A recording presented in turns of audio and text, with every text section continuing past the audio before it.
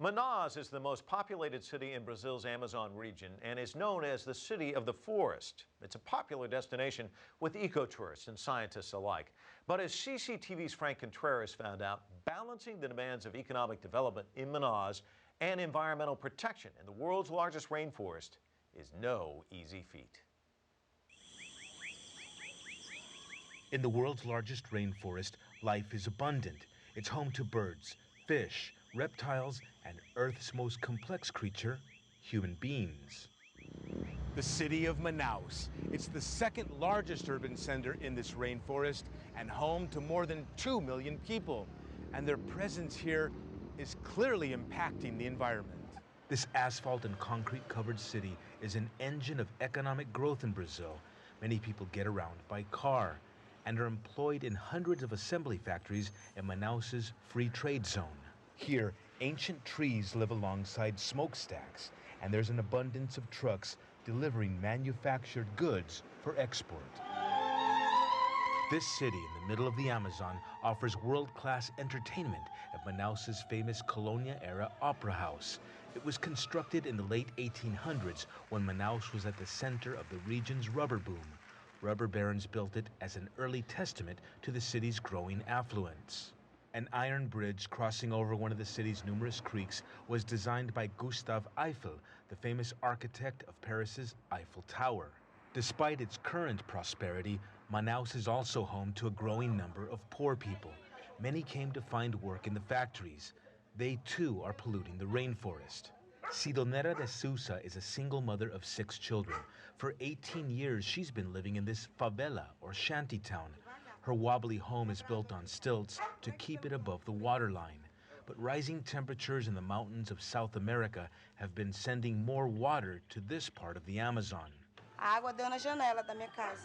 Heavy rains are expected, and she worries that the resulting floods might bring her home crashing down into the polluted creek. 2 of the stilts are broken, so it wobbles a lot. Our home can't handle another flood. I've asked for help, but they say I have to wait, and nothing happens. Meantime, she tries to carry on with life as best she can, urging her children to do their homework and keeping them occupied any way possible.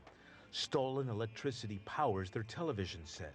She says life on this contaminated creek places her children in danger. When they fall in the water, they get stomach infections and end up in the hospital. It's because the water color changes. The chemicals from the factory make the water orange, yellow, or green. It changes. Many here are happy to greet a local politician who's been taking steps to help the people of the favelas. As a boy, Bosco Saraiva grew up in this part of the city and remembers swimming in the creek back when it was once clean. When I was a kid, I used to come play in this canal. It was totally clean, clear water, fish, lots of aquatic life and plants. Now, as city council president, Saraiva knows that a lack of education keeps people living like this. People here are complaining that chemicals are being dumped into these waters by production industries further upstream. What does the government know about that? The issue is not the impact of waste disposal from the industrial zone. It's much more from the black untreated waters coming through in the absence of proper water treatment. Some water treatment plants do exist, but they're unable to filter out all the human waste.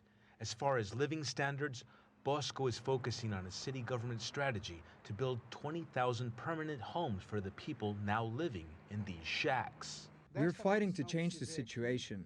From what you see here, which affects about 500,000 people, over the last 10 years we've been moving them to these modified houses. It greatly improves the quality of life for these people. Manaus is now among the top 10 contributors to Brazil's booming economy.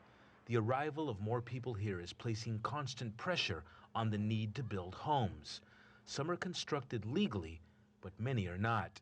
The houses on this side of the street were built illegally, inside the limits of Manaus's largest natural reserve.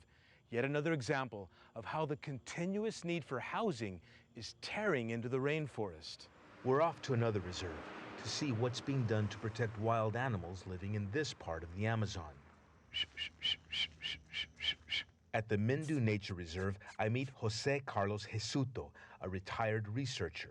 For more than 20 years, he's been working to protect a tiny primate known as the Sauim monkey. Ripe bananas are the best way to get the attention of these bat-faced monkeys. Over the years, Jesuto has developed a personal relationship with them. But as Manaus expands, he says the monkeys are being pushed out of this part of the rainforest, their natural habitat. He's urging government officials to begin educating the city's poorest people and teach them about the dangers of throwing their garbage into the already murky waters of these once pristine canals. If you clean this up in the morning and then it rains, it will be polluted all over again. Why? Because the population does not bother to pick up its bags of trash. They would rather just throw it in the canals. He says it's time for everyone living in this large Amazonian city to pause from their busy lifestyles and take real steps to stop polluting this important rainforest. Frank Contreras, CCTV, Manaus, Brazil.